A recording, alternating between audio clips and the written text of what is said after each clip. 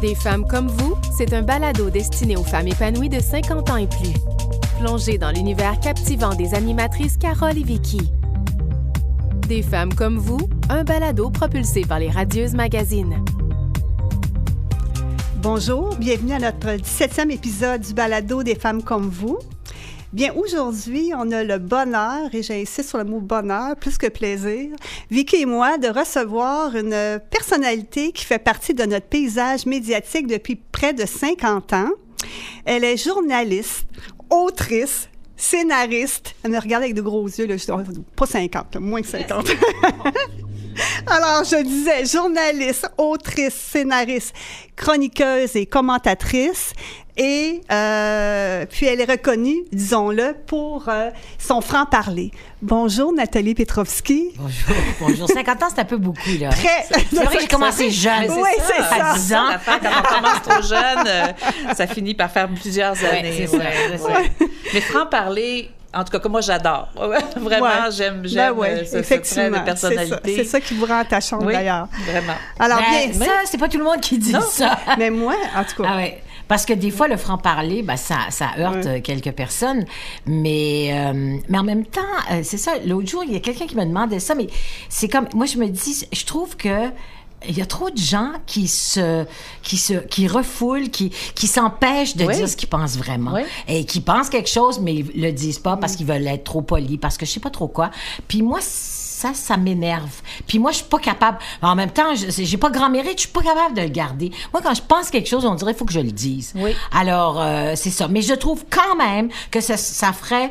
Au plan de la santé mentale, ça serait bien si des gens exprimaient plus ce qu'ils pensent. Oui, c'est vrai. Je suis d'accord avec ça. Puis c'est encore plus difficile aujourd'hui parce que là, il faut s'abstenir de dire plusieurs termes. Les gens sont sur leur réserve. On est quasiment sur un pied de garde. Alors, c'est plus difficile aujourd'hui, non? Ben, c'est-à-dire que... oui, mais en même temps, c'est à vos risques, c'est péril, mais je veux dire, on peut le dire. Bon, là, peut-être, les gens ne seront pas d'accord, mais OK, alors on dira pourquoi nous, on est d'accord. Tu sais, un débat s'engagera, une conversation, je sais pas. Moi, j'adhère pas trop à, on peut plus rien dire et tout ça. Okay. Non, je pense pas. Je pense qu'on peut le dire, mais des fois, c'est sûr que... mais comment ça sort ou comment c'est ça. Il faut être prêt à recevoir. Mais moi, ce que j'aime, c'est que des fois, je suis chez moi, j'écoute la radio, je vous écoute, puis là, pas toujours d'accord, évidemment. Mais non. C'est correct. Mais non. Puis là, voyons, Nathalie. Oui. Je me dis ça. Mais c'est rare que c'est rare que j'ai cet entretien-là avec quelqu'un qui n'est pas là. Qui n'est pas là, mais j'aime ça. J'aime ça. C'est ça. Moi, c'est pas ça que je me dis. Ben, ça fait des années que j'écoute soit des chroniques ou que je lis des critiques, des choses comme ça, puis je me disais... Mon Dieu, qu'elle a du goût. Qu'est-ce qui se permet de dire ça? Parce que c'est ça que moi, pour moi, c'est comme une forme, entre guillemets, d'admiration, dans le sens que je me dis, elle est capable de dire ce que probablement bien des gens pensent puis qu'ils n'osent pas dire. Alors, moi, je pense je m'inclus là-dedans, même, parfois, tu sais, de dire, d'être capable d'aller assez loin, puis alors, c'est une... Mais comme je vous dis, j'ai pas de mérite, c'est dans ma personnalité. C'est naturel. Et je suis encore en vie, hein. Alors, c'est quand même... Donc, malgré tout ça, c'est quand même... Puis j'ai pas vraiment eu tant de poursuites que ça. Peut-être une ou deux. En fait, il y en a une vraie où on a réglé hors cours, mais c'était niaiseux. C'est une petite phrase dans un papier, dans une fin de papier. Mais à part de ça, non, pas. Alors, finalement, peut-être que les gens, ils parlaient dans mon dos, mais ça, c'est une autre histoire, c'est pas grave. Mais donc, je suis encore vivante malgré tout ça. Bon, c'est une bonne leçon à retenir. C'est ça. Puis moi, je retiens aussi être vrai. Oui. C'est ça, vous êtes dans votre exactement. vérité. Authentique. Ouais. Alors, Nathalie Petrovski, vous avez écrit un livre intitulé La vie de ma mère, paru aux éditions La Presse en septembre dernier, en septembre 2023, pour ceux qui nous écouteront plus tard. Et dans ce livre-là, vous relatez l'histoire, évidemment, de votre mère, Minou Petrovski, et qui est décédée malheureusement en avril 2021, à l'âge de 89 ans, c'est bien ça. Et vous parlez ouvertement quand même de votre relation, et là, je vous cite, « riche, mais aussi complexe et parfois tourmentée que vous entreteniez avec votre mère, fantasque et farouchement libre. » Oui. Oui, c'est une phrase quand même assez chargée.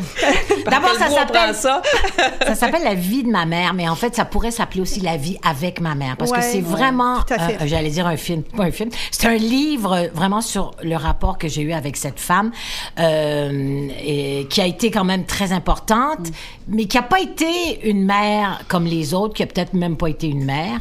Et donc, quand elle nous a quittés il y a 2 ans, j'ai vraiment... il fallait que j'écrive quelque chose. Probablement pour faire mon deuil, parce que on dirait que il y a des gens comme ça qui pleurent, tu sais, vraiment facilement, qui sont émus et tout ça.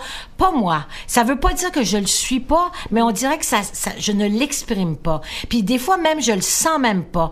Et on dirait que j'avais besoin d'écrire ce livre-là, justement pour faire mon deuil de cette femme-là, parce qu'elle est partie, puis là, bon, ben, elle est plus là, puis là, tu dis, bon, ben, c'est ça, c'est un peu le vide. Et j'avais envie de... Puis aussi, peut-être aussi, dans le fond, de replonger dans sa vie, qui est quand même une vie assez spéciale. Hors de l'ordinaire. Oui, hors de l'ordinaire, pas banal. Ouais. Fait que c'est tout ça, Oui. Puis, ben, pour ceux qui ne la connaîtraient pas, votre mère, Minou Petrovski, ben, ça a été une figure marquante dès les débuts des années 70. Hein. Elle a été également journaliste, écrivaine, animatrice, chroniqueuse et critique de cinéma. Oui. Comme vous l'avez dit sur plusieurs tribunes, c'était une amoureuse du 7e art, là, votre mère. Oui, alors elle était... Ben, en fait, je pense que ma mère aimait beaucoup la fiction, mais elle aimait beaucoup le cinéma parce que, bon, elle a grandi à Nice. Puis à Nice, il y avait des studios. Puis je sais pas si elle aurait peut-être voulu être actrice, probablement. Bon, ça n'a pas donné. En tout cas, ça a été un autre... Est-ce qu'elle en a déjà parlé de ce désir-là? Ou c'est vous? D'être actrice? Oui. Ben, pas nommément, mais c'était quand même une personnalité assez flamboyante. Personnalité d'actrice. Et d'ailleurs, à la fin de sa vie, elle a d'ailleurs joué dans un film dont j'aurais pu me passer, mais ça, c'est une autre histoire. C'est une autre histoire. Dans le livre, d'ailleurs. Oui, c'est ça, c'est une autre histoire. Mais oui, il y avait un côté... donc, le cinéma est très important pour elle. Elle a évidemment travaillé à Femmes d'aujourd'hui, qui a été une émission à Radio-Canada culte, qui a été importante et tout ça. Et elle a fait plein de reportages, des super reportages. Il y en a un qu'on a vu aussi quand elle faisait des vox pop sur... Elle demandait aux madames, est-ce que vous portez un soutien-gorge? Je trouvais ça quand même... C'est audacieux, mais c'était à l'époque des mini-jupes, pas de soutien-gorge et tout ça. Elle fait toutes sortes de choses très intéressantes, donc à Femmes d'aujourd'hui, avant de passer à la radio de Radio-Canada. C'est sûr que Radio-Canada, c'est vraiment notre maison. Moi, j'y ai travaillé, elle y a travaillé.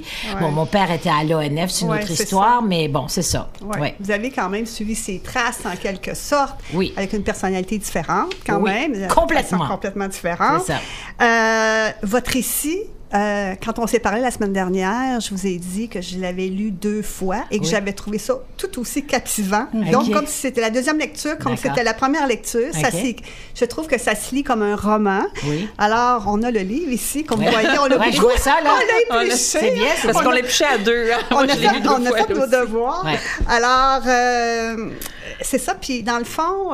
Mais ça nous touche aussi personnellement, parce qu'on a aussi des mères un peu atypiques. Donc, avec des parcours atypiques, donc c'est sûr que... Puis c'est encore un questionnement aujourd'hui. Moi, j'ai plus ma mère depuis longtemps et tout ça, mais c'est encore, il y a plein de réponses, des questionnements par rapport à... Pas de réponse, justement. Pas de réponse, c'est ça. Ça, il n'y a rien de pire. Puis au-delà de l'histoire, quand même, qui n'est pas banale, comme vous le disiez, il y a tout, effectivement, l'aspect relation mère-fille, et l'aspect aussi du rôle de mère que vous abordez. Puis c'est ça qui nous a vraiment interpellés. Puis on s'est dit, ça nous a donné l'idée de faire le balado. Puis donc, je le répète, on est vraiment contents que vous soyez là. D'accord, c'est clair. Alors, donc, vous avez expliqué tantôt pourquoi vous avez écrit ce livre-là. Est-ce que le processus d'écriture a été difficile? Parce que vous l'avez fait quand même assez proche du décès, quand même. Oui. Est-ce que ça a été difficile? Non, ça n'a absolument pas été difficile. J'avais vraiment... j'avais comme... J'étais portée par un élan, portée par un appel. J'avais pas de plan ni rien. Je voulais juste raconter... parce que j'ai eu une relation quand même, on a eu une très proche avec ma mère. C'est-à-dire, bon, ma mère, on le sait, je le raconte, elle m'a pas abandonnée, elle m'a mis en consigne de 6 mois à 5 ans chez la grand-mère, chez la mère de mon père, à Nancy, en France. Je suis née en France, je suis née à Paris. Donc, pendant 5 ans, je n'ai pas connu cette femme-là. Je savais même pas qu'elle existait. Je pense qu'elle venait, mais tu sais, je veux dire, moi, ma mère, c'était ma grand-mère. Et puis, du jour au lendemain, elle est arrivée pour m'amener à Paris et puis après ça, au Canada. Et donc, c'est quand même un gros changement pour un enfant de 5 ans de changer à la fois, ben d'abord de perdre sa figure maternelle, ma grand-mère, de changer de pays, de prendre un avion, de se retrouver avec 2 parfaits étrangers qui sont mes parents. Mais malgré tout ça, tout de suite, il y a eu comme une relation quand même qui s'est établie et j'ai eu une relation très, très proche avec elle. Et plutôt, j'étais assez en admiration devant elle. Elle a été quand même un mentor. Je l'ai vue s'enfermer, écrire. J'ai eu le goût d'écrire à cause d'elle. Elle me racontait des histoires. J'ai eu le goût de raconter des histoires aussi. Et puis, mais c'est les dernières années, mais vraiment, en fait, c'est les 10 dernières années où tout s'est un peu morpionné, comme on dit en bon français. Et là, tout à coup, il y a plein de ressentiments qui est né, de colère, de toutes sortes de choses qui peut-être étaient là, mais j'en avais pas conscience, mais à travers la maladie, à travers le fait que je suis devenue la mère de ma mère, et ma mère m'a demandé, dans le fond, d'être sa mère, c'est-à-dire ce qu'elle n'a jamais été pour moi. Et là a commencé un petit peu, peut-être, le ressentiment qui est allé en grandissant, parce que ma mère était un peu une personne assez fantasque et un peu irresponsable. Et donc, moi, j'étais pognée à gérer tous ces problèmes d'argent et aussi de maladie et tout ça, et je m'attendais pas à ça. Alors jusqu'à ce moment-là, ça avait été quand même une relation assez idyllique, mais la vieillesse, la maladie, le manque d'argent, tout ça a fait ressortir des choses pas très belles. Puis l'écriture du livre, est-ce que ça a été comme un exutoire? Tantôt, vous mentionniez que, c'est sur le coup, vous n'avez pas nécessairement pleuré, exprimé l'émotion, au point tel que même l'émotion était peut-être pas là. Est-ce qu'en écrivant le livre, ça s'est... Je pense qu'en écrivant le livre, j'ai surtout... c'est comme pour faire la paix avec... Parce que cette colère que je ressentais là, dans les dernières années, j'étais pas contente de ça. D'ailleurs, c'est pas le fun d'être en colère contre quelqu'un. Tu sais, je veux dire, surtout pas contre sa mère. Non, par contre, sa mère. Encore moins sa mère. Tu veux pas ça, mais c'est plus fort que toi.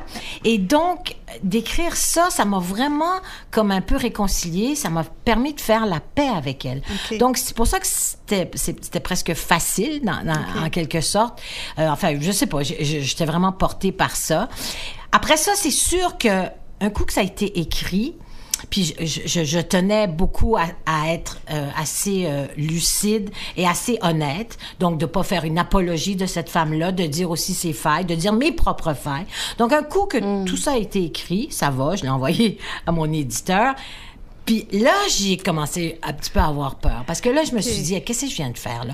J'avais vraiment le sentiment que c'était le livre le plus personnel que j'avais écrit. J'en ai écrit d'autres, Maman Lascaux, des romans, tout ça. C'était le plus personnel, c'était le plus un peu compromettant. Puis là, j'ai comme eu peur qu'on me juge. Puis... Les gens aimaient beaucoup Minou, ma mère. Ben, elle avait toute une cour. Puis là, je me suis dit, ils vont me juger, ils vont trouver que je suis vraiment pas fine. Et tout ça. Alors, j'ai beaucoup d'inquiétudes avant la parution. Et puis, finalement, quand il est sorti, on l'a envoyé dans les différents médias, mes ex-camarades, mes camarades. Et tout à coup, la réaction a été tellement...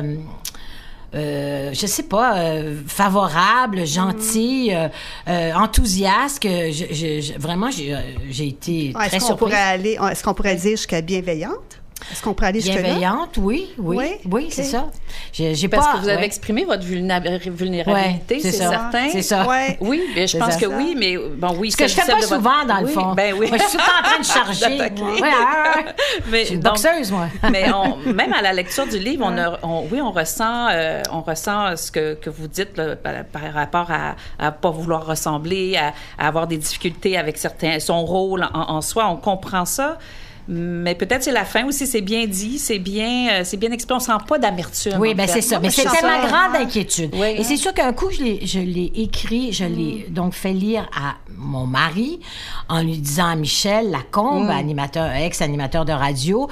Puis là, j'ai dit, écoute, si tu es V, là, c'est-tu amer, c'est-tu un règlement de compte? Il a dit, mais non, arrête-moi ça, pas en tout. Moi, j'ai pas senti ça du tout. Non, c'est ça. Non, alors c'est ça. Donc, ça dit un peu ma personnalité.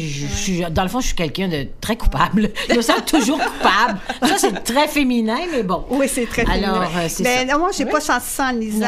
Tu sais, vous nommez les choses clairement, sans détour. Non. Mais j'ai pas senti que c'était vindicatif. Mais vous savez pourquoi? Parce que je l'aimais, ma mère. Ouais, je l'aimais.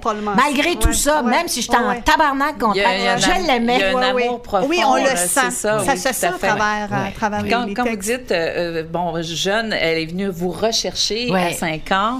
Moi, j'ai vécu un peu la même chose, mais pas revenue nous chercher. Ah, OK, c'est ça. Mais en même temps, il y avait un désir de moi et ma sœur d'un jour, peut-être, de revenir avec elle. Mais ça n'a pas été le cas. Ça n'a pas été le cas. Donc, je me dis, oh mon Dieu, quelle chance de pouvoir...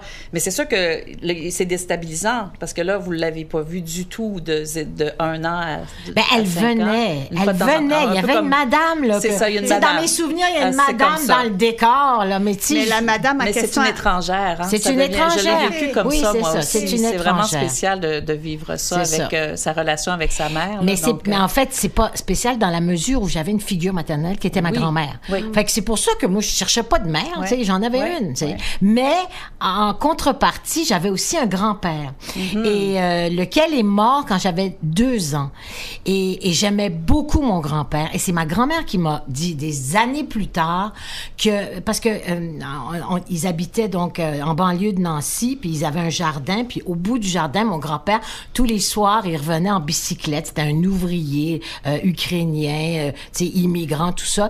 Et donc, je l'attendais au bout du jardin, puis il me prenait, puis il me mettait sur sa bicyclette. Puis il ramenait à la maison. Ça, j'ai une belle image. Là. Oui, moi aussi, je vois ça dans un film français. Oui, mais écoutez ça. Et là, ma grand-mère m'a dit oui, et 2 semaines, 3 semaines après sa mort, tous les jours, j'allais l'attendre au bout du jardin. Ça me dit, Nathalie. Et je me suis dit, après ça, très jeune, la mort, j'avais peur de la mort. Puis je comprenais pas pourquoi, comment à 5 ans, 7 ans, comment tu peux avoir peur de la mort? Puis j'ai vraiment l'impression que ça doit être ça, cette espèce de vide, cette espèce de, tu sais, t'attends, puis il vient pas. Mais voyons comment ça se fait, là. Fait que... Oui, c'est une déception. Ça peut être vécu aussi parfois comme un abandon. Quand t'es enfant, tu comprends pas la mort, vraiment. Des fois, ça peut être perçu ça. Mais donc, c'est vraiment pas banal aussi, ce que vous avez vécu, même étant très jeune. Toute votre vie, après, c'est banal, donc, c'est pour ça, vous voyez, mon sale caractère, ça vient de ça. C'est pas ce que j'insinuais. Non. Mais c'est quand même, là, c'est beaucoup de choses pour un enfant. Là, mais vous savez quoi? Moi, je pense que malheureusement, c'est la richesse aussi. C'est ça qui fait la richesse. C'est ça qui probablement nous rend plus créatifs. La résilience. Oui, la résilience aussi. Effectivement. Alors, c'est ça qui est un peu paradoxal. Parce que on veut tout épargner ça à nos enfants. On veut les surprotéger, ce que j'ai fait avec mon fils. Et tout ça. Et puis, dans le fond, des fois, c'est peut-être mieux de vivre toutes ces espèces d'expériences. Pas le fun, mais en même temps, qui font grandir. Ils font grandir quand on a la capacité de rebondir aussi. Hein, ça.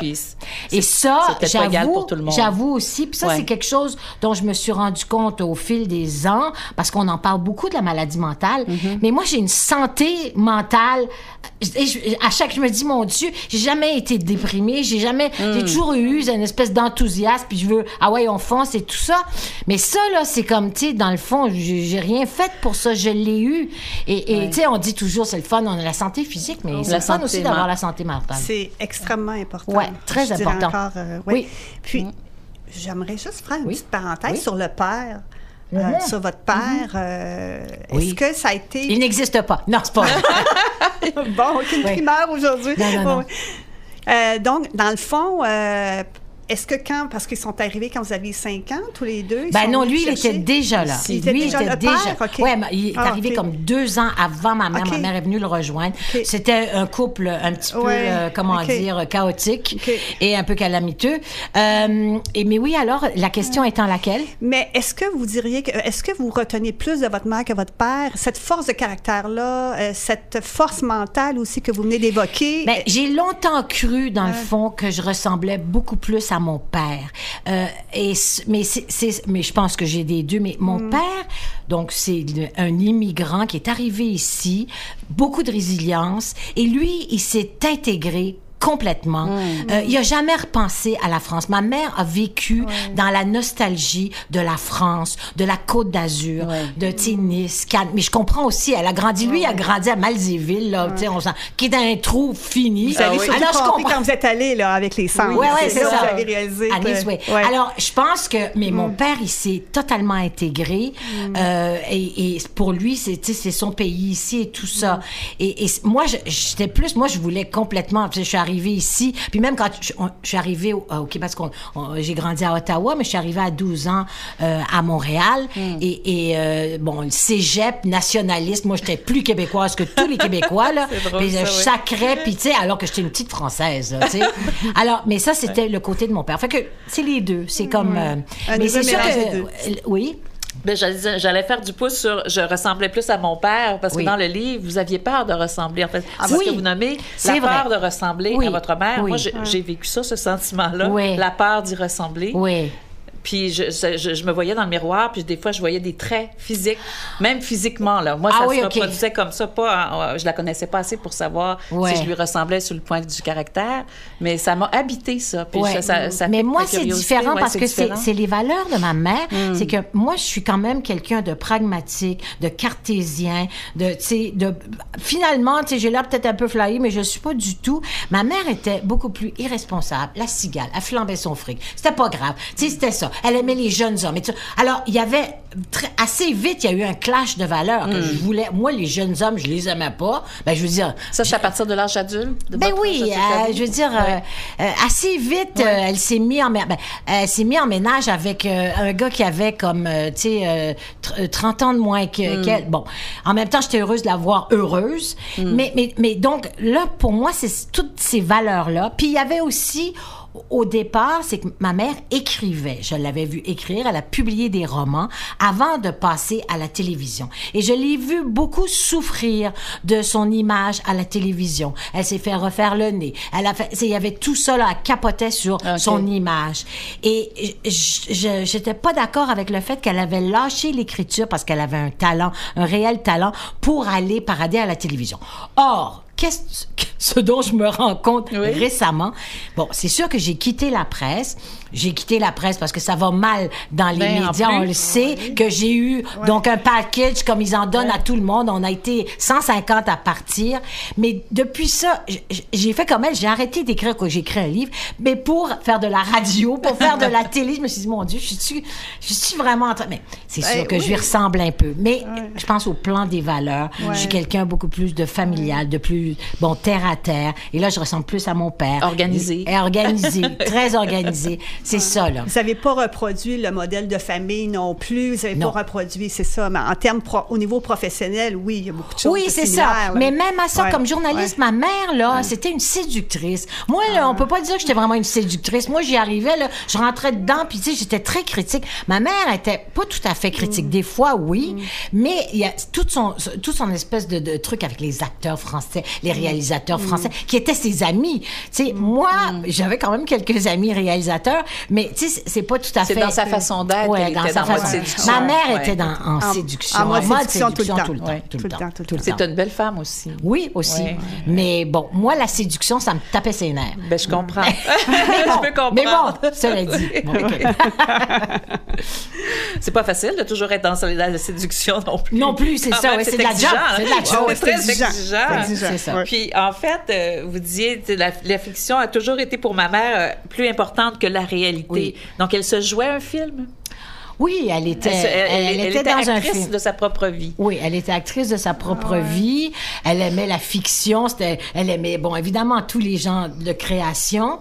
Et puis aussi, des fois, je veux dire, elle me disait pas la vérité. Et ça, elle me mentait. Et ça, j'aimais moins ça. Enfin, quand je m'en rendais compte, parce que sur le coup, je m'en rendais pas compte. Mais moi, tu sais, en forme de manipulation, en fait, en guise de manipulation, ou tout simplement parce que c'était dans sa vérité. Elle avait peur de moi. Oui, c'est vrai qu'elle voulait vous épargner aussi, plus jeune. Non? voulait m'épargner. Elle savait que peut-être j'allais la juger. Bon, il y a eu quelques mensonges. La fois qu'elle a fait faillite, elle a fait 2 faillites. Mais la deuxième faillite, là, bon, c'était comme, elle me l'a jamais dit. Et tout à coup, elle voulait comme louer une voiture. En fait, elle voulait acheter une voiture. Et puis, elle me dit, non, le concessionnaire, il veut pas me la vendre. Je dis, c'est quoi son problème à lui? Fait que moi, j'appelle le concessionnaire et il dit, ben non, je peux pas, elle a fait faillite. Je dis, non, monsieur, sa faillite, ça date il y a très longtemps. Il dit, non, madame, ça date de l'année passée. Puis là, je dis, pardon. Là, je me dis, c'est un concessionnaire automobile qui est en train de me dire que ma mère a fait faillite parce qu'elle me l'a pas dit. Bon, c'est des choses comme ça, OK? Donc, il y a eu une petite discussion, là. Non, mais la petite discussion étant la suivante, pourquoi tu me l'as pas dit? Parce que c'était pas de tes affaires. Excuse-moi, c'est moi qui te fais vivre, c'est moi qui paye ton loyer, et puis c'est pas de mes affaires. Non, excuse-moi, c'est de mes affaires. À quel âge que... le plus loin, vous pouvez vous rappeler, à quel âge vous avez découvert la première fois qu'elle vous mentait? Ben, parce que ça semble, à moins que j'ai mal interprété, mais c'était assez fréquent. Là, c'est-à-dire que Minou était une séductrice, donc elle me séduisait. Elle m'achetait des cadeaux, elle m'achetait des affaires pour m'amadouer. Et d'ailleurs, elle me couvrait de compliments, mais assez bizarrement, j'y croyais pas. Je croyais pas à ses compliments. Je trouvais qu'il y en avait trop. C'est pas vrai. Tu sais, t'es formidable, t'es belle, t'es intelligente, t'es tout ce que tu... C'était comme... Non, c'est pas vrai. Là. Arrête donc. Là. Je sais pas, je la croyais pas. Alors, il y avait comme une espèce de méfiance qui venait de... je sais pas trop où, qui venait de ce que je devais sentir. Enfin, mon intuition me disait que elle me disait ça pour m'amadouer, mais est-ce qu'elle le pensait vraiment? C'était pas clair. C'était pas clair. Intéressant, ça. Oui, tout à fait. Puis, ben c'est ça. Donc, cette admiration-là, elle s'est modifiée au cours du temps. Elle s'est modifiée avec, en termes... Parce que, bon, évidemment, l'admiration que vous aviez, elle est toujours là, quand même, en quelque sorte. On peut pas dire qu'elle s'est éteinte. Non, elle s'est pas éteinte. C'est juste que, c'est sûr... Alors, là, on entre dans le chapitre de la vieillesse, de la maladie. La vieillesse pour des femmes comme ça... Bon, ma mère est une femme, des années 70, dans le fond, c'est ça, là. 60, ces femmes, cette première génération qui s'est émancipée, qui s'est libérée, qui a envoyé promener le mari, qui s'est divorcée, tu sais. Alors, c'est sûr que ces femmes-là, ça a été un peu brutal. Et j'ai perdu ce que je voulais dire. Attendez, je sais plus. C'était quoi la question? Attendez. En fait, je disais, au cours de la vie, l'admiration, elle s'est modulée, en fait. Elle s'est modulée. Puis là, c'est sûr qu'on parle des femmes, effectivement... Dans les années 60, de laisser son mari, ma mère, elle a fait la même chose. Là. C'était très jugé, j'imagine. Moi, j'étais d'accord. Ça, j'avais pas de problème avec ça.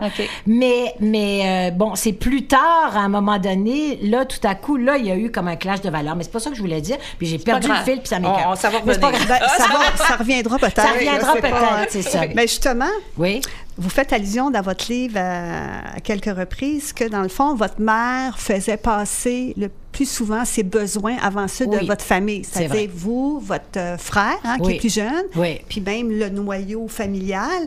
Et puis je fais référence, entre autres, à l'époque... À la Californie. À la Californie. Oui, c'est ça. Et aux jeunes amants qu'elle a eu pratiquement toute sa vie, même dans ces dernières années. C'était peut-être des amants. C'était pas un amant, je me rétracte, alors je me suis rendu ça dans le visage. Je viens de retrouver ce que je voulais dire. Voyez-vous? Donc, ces femmes qui se sont émancipées, qui se sont libérées, qui étaient, et aussi, évidemment, elles étaient beaucoup dans la sexualité, dans leur corps et tout ça. Quand tu commences à vieillir, là, ça commence à un petit peu se gâter l'affaire. Et ma mère était beaucoup dans le refus de vieillir. C'est aussi probablement ça, ces jeunes amis. Bon, ces jeunes amants, puis après ça, ces jeunes amis. Elle s'entourait de jeunes. Mais elle refusait de vieillir. À un moment donné, tu sais, elle m'avait dit, écoute, j'ai l'air d'une petite vieille. J'ai dit, maman, t'as 85 ans, t'es une petite vieille. Qu'est-ce que tu penses? Voyons, c'était comme, c'est ridicule. Et ça, là, j'aimais pas comment elle vieillissait parce qu'elle n'acceptait pas. À quoi ça sert de pas accepter de vieillir? C'est comme une lutte interne. Oui, c'est ça. Elle n'acceptait pas ça. Et c'est ça qui a commencé un petit peu à m'enrager. Voyons, accepte ton sort, calme tes nerfs et tout ça. Mais non, c'était pas ça. Elle aurait voulu continuer sur le même rythme, avec les mêmes ambitions, avec... C'est-à-dire, non. Alors, ce que ça a donné, c'est que quand la maladie s'est mise de la partie, c'est qu'elle est devenue très amère. Très frustrée. Quand ça a commencé vraiment? C'est ça. là, moi, je pense que... Parce que, dans le fond, ça a été long d'avoir un diagnostic parce qu'elle refusait de faire les tests qui auraient pu nous dire. Alors, elle devait bien savoir. Puis j'ai regardé un peu ses journaux, enfin, les notes qu'elle prenait. Puis elle devait sentir qu'il y avait quelque chose qui marchait plus. Elle notait tout parce qu'elle perdait la mémoire et tout.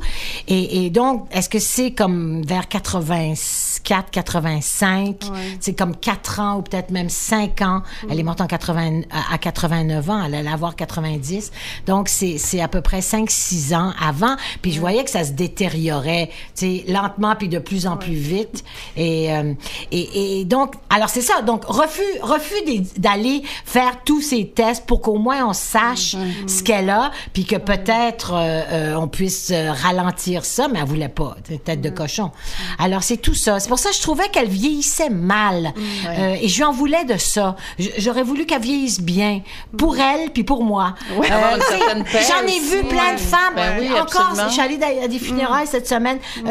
Monique, 94 ans, petite madame élégante qui est allée prononcer un discours. C'est possible de vieillir bien, sereinement. Bon, c'est pas le fun, là, on le sait, mais tu sais, mais ma mère, là, c'était vraiment, tu sais, amère.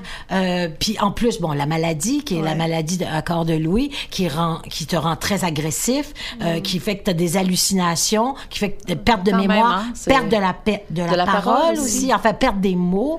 Fait que, évidemment, elle était frustrée. Fait que, c'est dur pour une femme comme ça, là. C'est vraiment tu perds tes moyens. C'est ça. Tu perds tes moyens, puis tu perds inévitablement ton pouvoir de séduction. Puis, moi, elle réussissait encore. Oui, mais c'est ça, tantôt, ce que je voulais dire quand j'ai dit même les amants à un âge avancé, mais c'est ça, c'est que même quand elle était dans résidence, là, avec son ami, là, celui qui travaillait là, Stéphane. C'est ça. Elle m'a dit, c'est mon dernier tour de piste, tu sais. Oui, c'est ça. Mais il venait l'aborder, tu sais. Je pense qu'il venait changer sa couche aussi. En tout cas, elle l'a vu comme ça. Ah oui, non, c'est merveilleux. Il l'aimait beaucoup, mais il l'aimait. Il était attaché, c'est un beau gars. Effectivement, c'est un beau gars. Elle avait vraiment une personnalité attachante, probablement, à travers tout ça. Non, mais tu sais, ce que je trouvais épouvantable, j'allais la voir dans CHSLD, un excellent CHSLD. Puis là, il était 3h30, puis là, elle commençait à regarder, puis je dis, Minou, je suis là. C'est parce que Stéphane commence à travailler. Mais oui, mais moi, je suis là. Elle s'en foutait carrément. Elle attendait que Stéphane arrive. Il y a quelque chose de beau là-dedans aussi, je trouve. Oui, c'est ça. Mais je vais juste faire une petite parenthèse. Moi, je vis, évidemment, ma mère, c'était pas du tout le Minou, c'était pas du tout la même chose. Elle n'a pas la même personnalité du tout. Elle n'a pas eu la même vie, mais elle avait un caractère fort, puis elle refusait de vieillir. Oui. Et puis ma mère est encore vivante, elle a 91 ans. Okay. Et on a eu un diagnostic de maladie à corps de Louis? Non, pas lui, voyons, l'Alzheimer à 89 ans. Ça fait 2 ans et demi qu'on le sait, à 88-89 ans. Mais c'est ça, ma mère, elle a toujours eu un caractère fort. Puis moi j'ai eu beaucoup de tiraillements avec elle, parce qu'on n'avait pas les mêmes valeurs. C'est ça. Bon, OK. C'est pour ça que je me suis beaucoup quand même reconnue. Et moi aussi. Elle refusait. Elle était très orgueilleuse, hein, fait qu'elle refusait de vieillir. Fait qu'elle était toujours en résistance. En résistance. Puis moi, je me suis dit, je veux pas faire la même chose parce que ça ne donne rien, premièrement. Non. Puis aussi, c'est que nous aussi, on soupçonnait bien avant qu'elle avait quelque chose. Puis moi, j'ai 2 frères, puis j'ai une sœur. Puis je disais, là, c'est pas cohérent. Faut croire. On sait qu'elle a un mauvais caractère. On sait qu'elle nous a dit des patarafes toute notre vie. Mais là, il y a quelque chose qui marche pas. Mais elle refusait. Mon frère l'amenait chez le médecin. Elle voulait pas qu'il entre dans le bureau du médecin. Fait que ça, il y a beaucoup de gens qui nous écoutent, qui vivent ça. Tu te souviens du balado qu'on a fait avec l'Alzheimer, avec l'organisme L'Appui, qui est pour les proches aidants. Et puis, elle nous donnait des trucs, justement, pour les gens qui perçoivent des choses comme ça, mais que la personne ne veut pas faire d'examen. Mais moi, le problème, c'est comme ma mère avait déjà beaucoup de caractère, un tempérament, puis qu'elle pouvait aussi donc être agressive. Moi, je me disais, elle fait encore son cinéma. Elle, tu sais, quand elle l'appelait, puis elle m'appelait, puis elle disait, Nathalie, je suis morte. Mais là, t'es morte. Oui, ben tu me parles. Oui, mais en tout cas, je suis paralysée, puis là, je vois. Puis là, je me disais, c'est du cinéma, tout ça. Mais c'était pas du cinéma. Et donc, là, c'était vrai. Oui, puis mais je le savais pas. Donc, je me disais, elle essaye encore de nous manipuler. Donc, puis mon frère et moi, on était comme fâchés parce qu'on disait, c'est encore Minou qui fait des siennes, qui nous manipule et tout ça, alors que c'était pas ça. Mais on le savait pas. C'est exactement ce qu'on a vécu. Exactement. J'en ai tellement parlé. On a jasé beaucoup. C'est ça, il faut essayer de départager la personnalité. C'est ça, mais justement, quand c'est des personnalités un peu fantasques, un peu tout ça, c'est difficile des fois de faire la part de la maladie. Comme la ligne est mince, là. Puis je me permets juste de faire une petite parenthèse. Une autre. T'en fais beaucoup de parenthèses, Carole. Mais quand même, je veux juste faire un lien avec... Parce que comme il y a beaucoup de gens qui vivent ça, puis que tous les deux, on a vécu la même chose, qu'on ne sait pas. Fait que quand on a fait notre balado, là, effectivement, sur les maladies neurocognitives, et la dame, le spécialiste qu'on avait reçu, nous avait dit, j'ai dit, je comprends pas qu'on n'a pas allumé personne. On était 4, là. On n'a pas allumé, on se doutait, mais tu sais, comme justement, ce qu'elle nous a dit, dès que vous voyez un premier signe, quelque chose qui vous semble... consulter, vérifier. Là, il y a l'appui, il y a le CLSC, c'est ça, parce que peut appeler, eux, évidemment, ils ont l'expertise, puis ils ont un regard externe qui peut... Alors, je pour refais ma parenthèse. Au moins donner des pistes de solutions, puis par où passer. Ça, je reviens à la question que je vous posais, que vous avez eu l'impression qu'elle faisait passer ses besoins souvent au détriment des vôtres. Oui. Quel sentiment vous habitez à ce moment-là? C'est comment? Parce que, tu sais, quand tu vois ça, parce que moi, j'ai senti ça aussi à l'occasion là, de mes parents, pour des raisons différentes. Et c'est quel sentiment que vous habitez? Mais en fait... on dirait que c'est avec le recul que j'ai pris conscience de ça. Okay. Moi, ce que j'ai vu, c'est une femme qui était complètement passionnée par son métier. Et donc, c'était, on pourrait dire, une workaholic. Et ça a donné une autre workaholic. Et pendant longtemps, pendant de nombreuses années, là, jusqu'à ce que j'ai un fils, peut-être, moi aussi, j'étais comme ça. Là. C'était comme... tout ce qui comptait, c'était... mon métier. C'était c'était mes chroniques, c'était ce que j'allais écrire, c'était tout ça, puis là, tout à coup, je sais pas, on est vendredi soir, puis là, quelqu'un me dit, ah oui, je vais, pas grave, moi l'écrire, puis, tu sais, alors, elle m'a influencée là-dessus. Mais c'est plus tard, et avec le recul que je me suis rendu compte, ben oui, c'est ça, c'est juste son métier qui compte, c'est juste, tu sais, et c'est en fait dans les dernières années que je me suis rendu compte de ça. Notamment, quand, donc, elle n'avait pas beaucoup d'argent, et elle pouvait pas me recevoir, elle habitait tout près de chez nous, j'avais acheté un condo, blablabla, donc je la recevais souvent, tout le temps, mais quand il y avait son bel Adonis, là, tout à coup, qu'est-ce qui se passait? Ah, lui, il était invité, puis lui, c'était champagne, alors qu'elle avait pas une scène. Tu sais, alors, il y avait ça aussi. Oui. C'est ça qui passait. C'était ça, son besoin de séduire. Ça devait être choquant. Là. Enfin, je l'ai su par après. Une chance. Moi, j'avais l'impression... Quand j'ai lu votre livre, je me posais la question où j'ai eu le sentiment, là, c'est trouble un peu, là, mais que vous aviez ressenti ça quand même un peu plus jeune. Tu sais, je me suis dit, peut-être qu'elle s'est rendue compte quand elle était adolescente de ça. En fait, il y a l'élément, je me souviens, on parlait de Cendrillon, là. Oui, je me sens un peu comme ça. Oui, Cendrillon. Puis tu sais, on est enfant, puis on constate ça de nos parents, puis on n'ose pas s'avouer, mais on le sent, mais ça nous fait trop de peine. Non, ça vous êtes pas... Ben, je sais pas. Effectivement. Ben, c'est-à-dire que quand ma mère est partie en Californie pendant 2 mois, elle nous a annoncé, je m'en vais parce qu'il faut que j'écrive un livre. Moi, pour moi, ben, c'était OK. Ben, moi, j'avais 14 ans. Et puis, ben, OK, elle s'en va écrire. Ça allait de soi. Okay. Évidemment, elle me laissait tout ce qui est en arrière. Oui, dont mon frère qui a failli mourir 3 fois. Et donc, je me suis occupée et tout ça. Mais c'est plus... Mais encore une fois... Peut-être que je le sentais, mais je m'en rendais pas compte. Mais c'est sûr que elle était flamboyante, elle était spectaculaire et elle passait des heures à se maquiller. Elle m'a jamais appris à me maquiller. Et moi, c'est vrai, j'avais l'impression que j'étais un peu la femme de ménage. Là, parce que c'est vrai, parce que mon père disait, hey, le ménage, j'ai pas fait. Ah ouais, Nathalie, fais-le. Puis là, c'était, ben oui, c'est dans les mœurs en plus à l'époque aussi. C'est la femme qui probablement l'admiration que vous aviez pour elle était tellement forte que ça.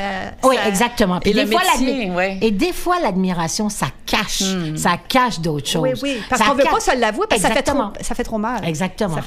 Alors probablement, mais ça m'a pris du temps à m'en rendre compte. Fait que est-ce que le métier, le fait que ça soit son métier, que ça soit un travail, ça excusait probablement aussi à mes yeux, c'est son travail, c'est sa passion, donc totalement. Ça devenait normal finalement. Ben oui, à mes yeux totalement. Et donc j'ai reproduit le même modèle aussi pendant de nombreuses années où il n'y avait que ça qui comptait. Et je pouvais, tu sais, le 24 décembre décider une affaire, et puis au grand désespoir de mon chum de l'époque, qui n'est pas mon mari. Tu sais, c'est ça, là, j'avais été un peu... Donc, c'était pas l'amour en premier, là. C'était pas les gens, c'était le travail. C'était le travail. Comment ça s'est... Excusez, lorsque vous avez été mère, vous avez écrit « J'ai pas lu Maman Lascar ». Oui, alors comment ça s'est passé? Comment ça s'est passé? Parce que là, on est dans le rôle de mère, donc ça nous ramène à est-ce que vous avez peur de reproduire le même type de mère ou... Non, pas en tout. Alors, d'abord, première chose, ma mère m'a jamais encouragée à avoir d'enfants. C'est pour ça que je l'ai eu tard. Puis je voulais absolument pas avoir d'enfants. Mais arrivé à 38 ans, quand je suis tombée enceinte pour la je sais pas combienième fois, je vous passe les détails. Là, je me suis demandé, Nathalie, est-ce que tu passes à côté de cette expérience-là, qui est une expérience humaine quand même fondatrice, fondamentale? Puis j'ai dit non. Je me suis dit non. Je suis pas assez, justement, j'ai pas assez de guts pour dire, tu sais, je ferai pas ça. Tu sais, je sais que moi, je trouve que ça prend quand même un certain courage de dire, je veux pas d'enfant. De refuser la maternité. De pas être, parce qu'il y a un certain conformisme là-dedans. Oui. Alors, bref, tout ça pour dire que ma maternité en tant que telle s'est très mal passée. J'ai haï ça. Ça m'a pris des mois avant de l'annoncer. J'osais pas le dire à personne parce que je pouvais pas concevoir que j'étais une femme enceinte. Ça marchait pas avec ma personnalité. Et de la minute que j'ai accouché, et puis moi, je suis une des rares qui dit l'accouchement, ça a été extraordinaire. J'ai adoré ça. C'était comme, enfin, j'étais connectée à mes vraies émotions, à mes pulsions, à je sais pas trop quoi. Et bref, mon fils, je suis tombée en amour immédiatement, et puis ça a été... Bon, j'ai peut-être pas été une mère parfaite, ça c'est clair, mais j'ai quand même été une mère vraiment préoccupée par... présente, probablement plus? Oui. Ou en tout cas, au bon moment? Oui, présente. On va dire ça. Oui, mais j'ai quand même fumé beaucoup. Ça, c'était pas bien, mais en tout cas... mais oui, je pense que... Oui. Mais vous étiez attentive à ses besoins, là, vous étiez là pour lui. Quand je les comprenais, oui, je pense que oui. Mais c'est ça, c'est sûr que j'étais une mère plus présente que ma mère, plus attentive, mais avec des failles, parce que n'ayant pas vraiment eu d'exemple, alors... Et un travail. Mais quand je lui dis à mon fils, j'ai-tu été une bonne mère? Oui, maman, t'as été une bonne mère. Enfin, je sais pas s'il veut me rassurer, là, mais... Oui, c'est toujours rassurant. Moi aussi, je fais la même chose, je demande à mes filles, oui, mon gars. Mais c'est drôle, parce que moi, j'ai eu ma fille à 35 ans, puis je me suis posé la question, j'avais pas eu d'appel, moi. Ben oui, puis je me posais la même question. Je me disais, mon Dieu, tout le monde me dit c'est extraordinaire. Il me semble que je vais passer à côté quelque chose, mais je le ressentais pas. Puis moi, la minute... Ah, mais c'est ça. J'ai tombé en amour. Un amour, là... Mais c'est ça... Amour. Incommensurable. Mais c'est ça qui m'a fait, dans le fond, me demander, est-ce que j'étais vraiment à l'écoute de moi-même? Moi, je pense que j'étais pas à l'écoute de moi-même, pas en tout. Parce que... Peut-être trop occupée aussi. Peut-être trop occupée, parce que ça n'a pas de bon sens que j'ai pas voulu, et puis que de la minute qui était dans ma vie, cet enfant-là, c'était comme... Une révélation. C'était comme, oui, c'était extraordinaire. Puis encore, je veux dire, je l'aime, je pense que plus que tout au monde, là, mon fils. Alors, c'est ça. Mais quoi? Ça a été une bonne décision. En fait, je pense... Le rôle de mère, c'est incarné différemment. Je pense que on répare nos parents, en principe. Mon fils va réparer des choses. Moi, j'ai réparé un certain nombre. Mon fils va réparer d'autres affaires. Lui, s'il y a des enfants, il va réparer. Je pense que c'est ça qu'on fait. Je portais à croire ça, moi aussi. Moi, je le constate déjà avec ma fille. Oui. De toute façon, oui, c'est ça. On a vécu souvent, tu vois la mère avec moi. C'est moi. Oui, mais tu sais, c'est ça qu'on... moi, je dis toujours, on est déjà avec un bagage. On a ce que les autres nous amènent. On fait des erreurs, puis nos enfants, ils feront pas les mêmes erreurs. Ils vont en faire d'autres. Mais ils feront pas les mêmes erreurs. C'est déjà ça. On veut qu'ils soient parfaits comme nous, on aimerait être parfait, mais c'est pas réaliste. Alors, puis c'est comme ça, c'est mieux comme ça. Mais oui, tu peux pas être parfait comme ça. Non, c'est des robots qui sont parfaits. Qui va nous critiquer en plus, là, ça n'est pas parfait. Exactement. On est parfait. Le temps passe vite, on est presque rendu à la fin. Il nous reste 2-3 minutes encore, là, on peut... Je sais pas si... C'est pas sûr de ta question? Ben, en fait, c'est une grosse question. Là. Grosse question? Ben, à un moment donné, dans votre livre, vous dites, vous avez griffonné dans un cahier de notes, « Ma mère me tue ». Oui. C'est assez troublant, ça, non? Est-ce que ça avait une signification particulière? Parce qu'à un moment donné, vous dites, j'ai retracé ça, mes notes, puis j'ai... Est-ce que c'est-tu en lien avec un événement en particulier? Ou c'est l'ensemble de l'œuvre? Non, mais je pense que c'est vraiment avant son hospitalisation et tout ça. Avant qu'elle quitte l'année, avant qu'elle quitte son condo, qu'elle ne devienne plus autonome. Cette année-là, parce que c'est pas vrai que tu n'es plus autonome du jour au lendemain. En fait, ça dépend, là, évidemment, si tu fais une crise cardiaque ou un truc comme ça, mais elle, là, cette année-là, ça a été une année calamiteuse. Et même elle, à la fin, s'est rendue compte qu'elle ne pouvait plus rester toute seule. Elle pouvait plus vivre la solitude. Elle pouvait plus tout ça. Et c'est cette année-là où je me suis dit, elle me tue ou je vais la tuer, tu sais, parce que j'en peux plus. Comme j'ai dit. C'est dans ce sens-là. Ouais, c'est dans ce sens-là, c'est ça. Mais non, ma mère, maintenant, avec tout le recul, je dis, ma mère, elle m'a donné une chose la plus précieuse, je pense, et c'est là où, malgré nos conflits, malgré notre choc de valeurs, le fait qu'on n'avait pas les mêmes valeurs, elle m'a donné la liberté. Parce que c'était une femme libre. Et il y avait des affaires de sa liberté que je n'aimais pas, mais il y avait une liberté quand même qu'elle m'a donnée, ma liberté de parole, ma liberté d'écrire ce livre-là, qui n'est pas une apologie. Tu sais, je veux dire, beaucoup de gens rendent... Il y a toute une littérature sur la mère, tu sais, de toutes sortes d'écrivains. Souvent, c'est un hommage à la mère. Comment... C'est, ma mère, cette héroïne, elle a été extraordinaire et tout ça. Moi, ce n'est pas un hommage, mais alors, et cette liberté-là, quand même, de le faire... C'est elle qui me l'a donné. Et ça, c'est quand même important, là. C'est fondamental. Fait que je lui dois ça à Minou. Oui, mais c'est déjà beaucoup. C'est beaucoup, oui. Puis, est-ce que, suite à l'apparition de votre livre, là, ça fait 3 mois à peu près, là, est-ce que vous avez eu beaucoup d'échos des gens qui se sont retrouvés, dire « Oh, moi, ma mère ». Est-ce qu'il y a eu beaucoup de gens qui vous ont parlé effectivement de cette relation-là, puis que quelque part, eux, se retrouvaient là-dedans? C'est quoi les commentaires qu'on vous dit le livre est jeune encore. Oui, ça fait juste 3 mois. C'est ça. Alors, dans le fond, ça arrive dans les salons du livre. J'ai fait celui de Montréal, mais les gens venaient l'acheter. C'est ça. Mais j'ai eu quand même des commentaires. Et ceux que j'ai eus, c'est... Ma mère était un peu comme la vôtre. Je me reconnais là-dedans. Je suis la mère de ma mère. Je comprends ce que vous avez vécu. C'est ça, pour l'instant, ce qui ressort de ça. Mais je vais faire, des salons du livre et tout ça. Et j'imagine que c'est là qu'il va y avoir des rencontres avec les gens. Mais c'est ça. Les gens disent, on a le droit d'aimer sa mère, mais de dire... et qu'elle était pas reposante. C'est un peu ça. Et de l'aimer quand même. Et de l'aimer quand même. Beaucoup l'expression « le mal de mère ». C'est l'expression. Je trouvais que ça exprimait, en tout cas, le jeu de mots était intéressant. Là. Puis, tu sais, c'est pas parce qu'on est... on a un enfant ou on donne vie à un enfant qu'on est nécessairement une mère. Non. C'est ça. Non. Et on prend ça souvent pour acquis pour les femmes. Je sais pas si on le prend pour acquis pour les hommes, mais...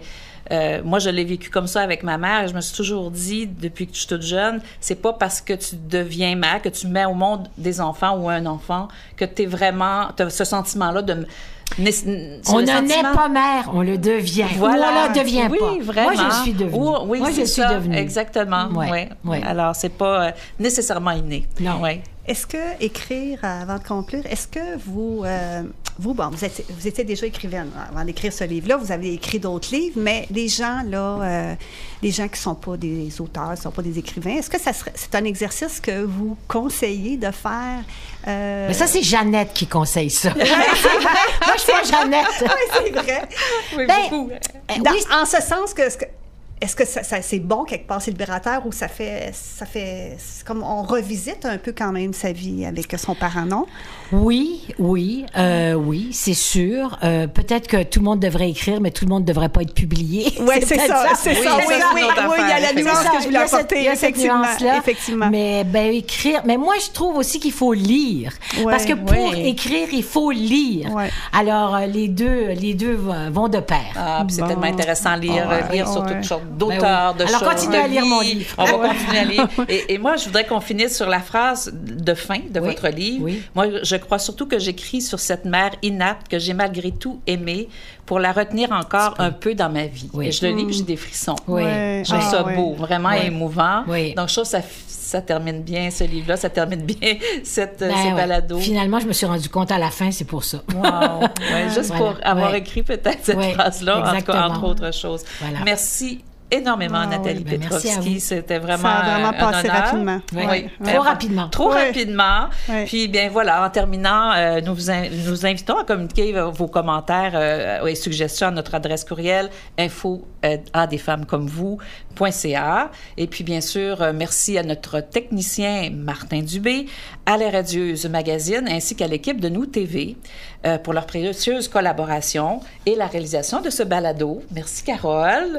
Et puis, en fait, comme on le dit à tous nos balados, on vous dit à la prochaine.